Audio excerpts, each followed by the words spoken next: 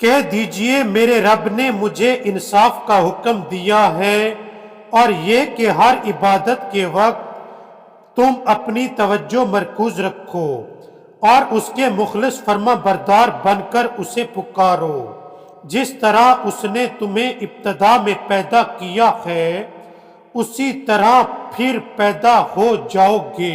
ناظرین، قرآن مجید کی اس آیت کے پہلے حصے میں اللہ تعالیٰ نے 3 حکم دیے ہیں۔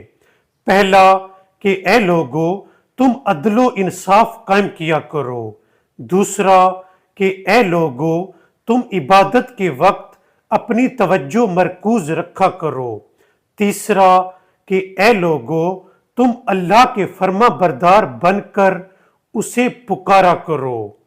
اس آیت کے دوسرے حصے میں اللہ تعالیٰ فرماتا ہے کہ اے لوگو جس طرح اس دنیا میں تم پیدا کیے گئے ہو اسی طرح تم آخرت میں دوبارہ پیدا کیے جاؤ گے۔